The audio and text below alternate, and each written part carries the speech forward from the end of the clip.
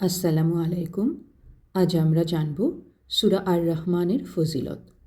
সূরা আর রহমান কুরআনের একটি বিশেষ মর্যাদাপূর্ণ সূরা।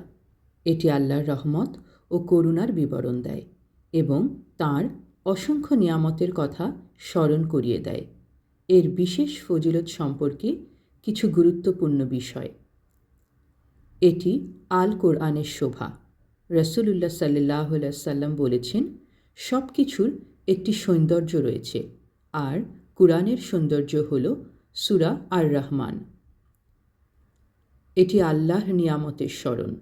এই সূরায় ৩১ বার বলা হয়েছে, তাহলে তোমরা তোমাদের প্রতিপালকের কোন কোন নিয়ামত অস্বীকার করবে? এটি মানুষ ও জিন জাতিকে আল্লাহর অসংখ্য নিয়ামত সম্পর্কে চিন্তা করতে উৎসাহিত করে।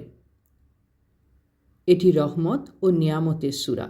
সূরা আর রহমান পড়া ও শোনার মাধ্যমে মুমিনের হৃদয় আল্লাহর প্রতি কৃতজ্ঞতায় পূর্ণ হয়। এটি পাঠ করলে আল্লাহর রহমত ও বরকত লাভ হয়।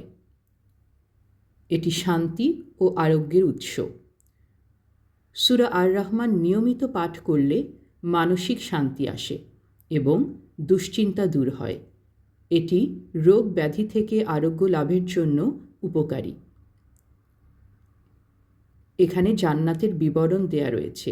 এই সূরায় জান্নাতের বিভিন্ন নিয়ামত ও সৌন্দর্যের কথা বিস্তারিতভাবে বলা হয়েছে, যা মুমিনের অন্তরে জান্নাতের আকাঙ্ক্ষা সৃষ্টি করে।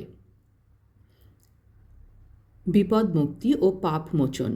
এই সূরা পড়ার মাধ্যমে আল্লাহর রহমতের দরজা খুলে যায়। বিপদ থেকে রক্ষা পেতে এবং পাপ মোচনের জন্য এটি অত্যন্ত কার্যকর। কিভাবে আমল করবেন? প্রতিদিন ফজরের পর বা ঘুমানোর আগে পড়ার অভ্যাস করুন। আল্লাহর নিয়ামতগুলো নিয়ে গভীরভাবে চিন্তা করুন। জীবনে প্রতিটি ক্ষেত্রে কৃতজ্ঞতা প্রকাশ করুন। সূরা আর রহমানের নিয়মিত পাঠ আমাদের জীবনকে বরকতময় ও আখিরাতে সফল করে তুলতে সাহায্য করে। সুবহানাল্লাহ।